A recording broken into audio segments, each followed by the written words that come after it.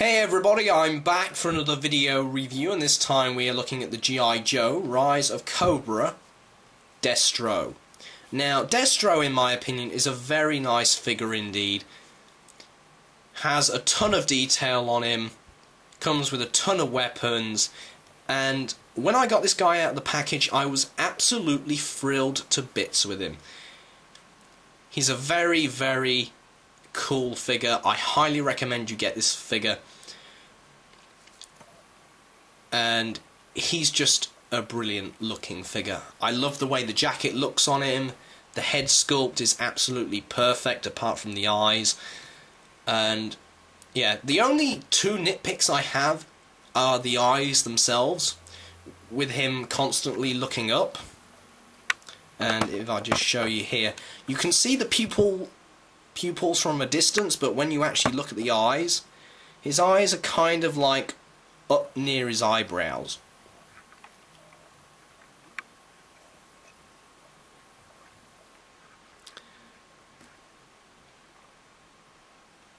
So yeah, that's kind of weird. And the second little nitpick, which I've actually fixed, the wrists were actually kind of loose. So they were actually that loose that I could pull them out. So what I did was I pulled them out, I got a little bit of tack, stuck it on the end, put it back in, twisted it around a couple of times, and it's actually stiffened up quite nicely. Thanks to that, that's actually helped a lot, especially when holding the weapons, because then the wrist wouldn't slip backwards when I was trying to get the gun in his hand. So yeah, that's one little thing I've just fixed there, but in my eyes the figure is perfect. Now, he does come with a stand. It does say his name, Destro, and as you can see, it's kind of like this futuristic dog tag here.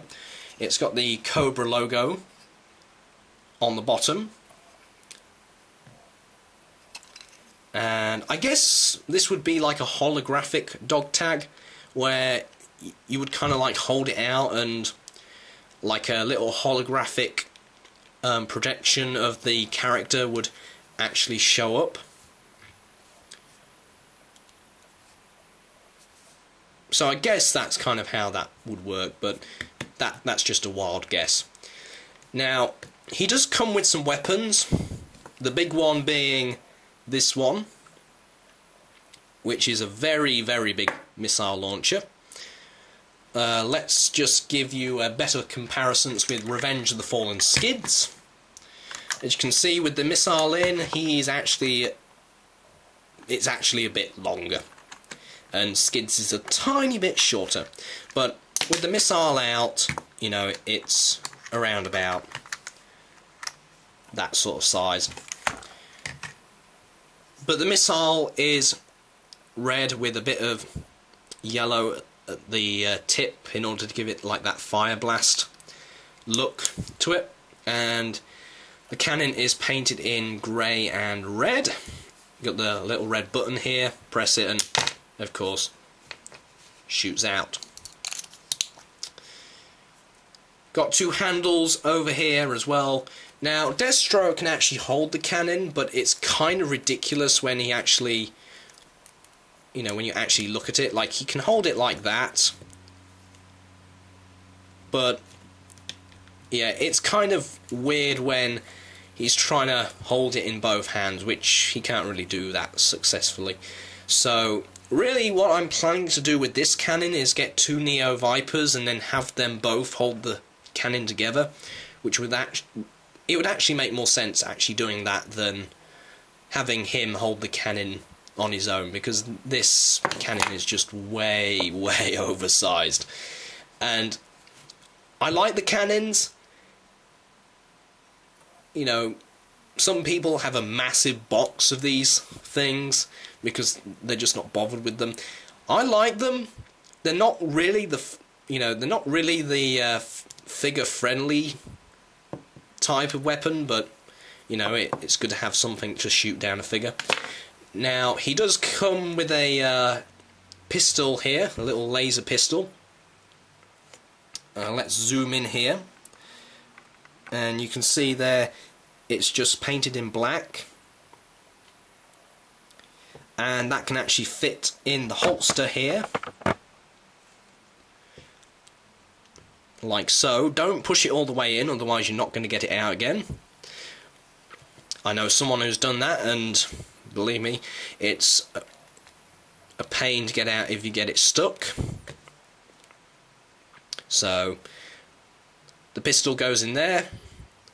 He's got his Cobra logo on his jacket sleeve and so on, and he comes with this gun here. Whoops, the camera's focusing more on Destro than the gun.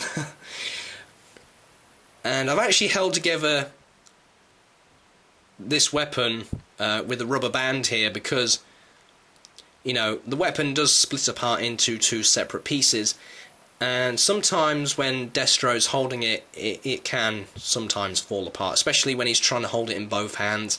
You know, it only takes a little nudge for the gun to separate and it just looks weird. So I keep the rubber band on it just so it keeps it together, and not only that, you can hold it in one hand better. Now the way I normally do it is I normally put it together and then do this, twist it once, hook it on the back here, and then just hook the rubber band around that little tab there, and it stays together perfectly well. He holds the gun very well indeed, but the hands are, I think, actually moulded to hold this pistol only.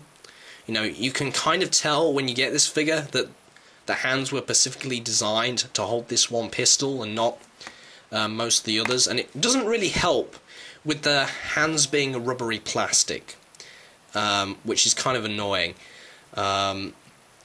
Sometimes it helps and sometimes it doesn't really help.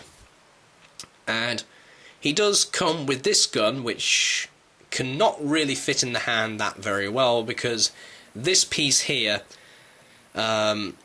stops him really from holding it in the hand, and the hands, just the way that they are rubbery plastic, it just doesn't really grip. So yeah, best to keep the rubber bands. That's my tip. Keep the rubber bands. They're going to be useful in the future when using these weapons. There are peg holes in his legs, so you can actually store some of the weapons, like this one goes on here.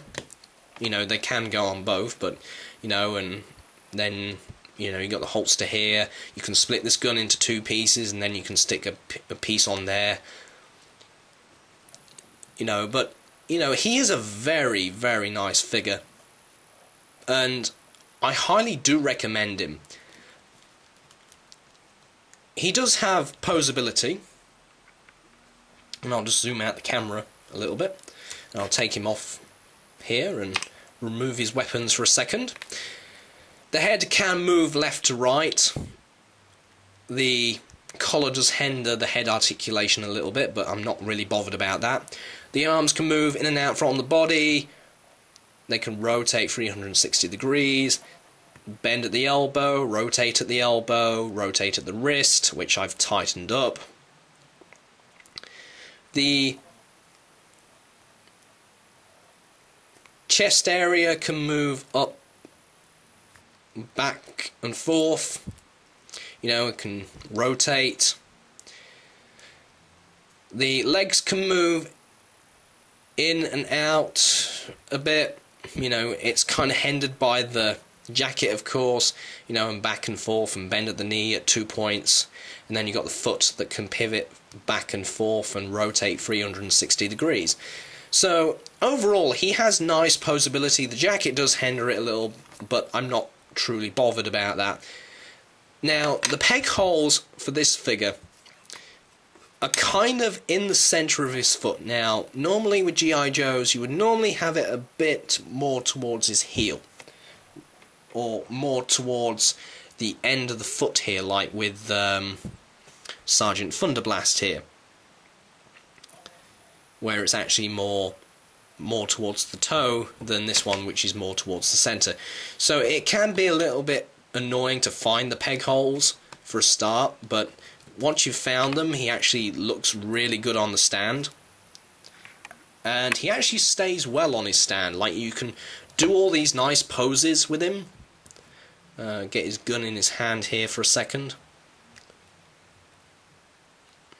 Now, there are two actual places to hold this gun, but what I like to do is I like to stick the hand underneath here, because it brings the gun more closer to the chest, and not only that, it's not separating the gun in any way, and not only that, it doesn't look like he's holding the gun far away from his body when he's actually when he's actually looking like he's ready to shoot you.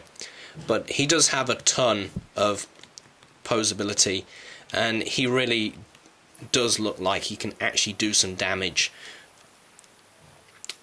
to you. And here's a little quick tip: if you have any spare rubber bands, keep them around the base. That's always a good place to store them, and you always know which rubber bands go with which figure then. Yeah, but anyway, I love this figure. He can do a ton of great, action poses. Like, he can do the point, like he's ready to send Vipers into battle. He can hold his pistol. He can...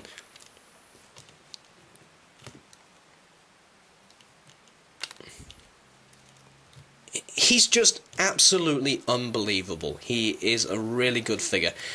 Now, there is a repaint of this figure coming out, which will be in a blue jacket with the red, and kind of like a red,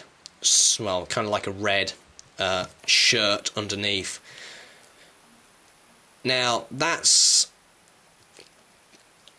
actually a very nice and actually well-coloured figure indeed. But I like this figure. This figure is absolutely brilliant in my opinion.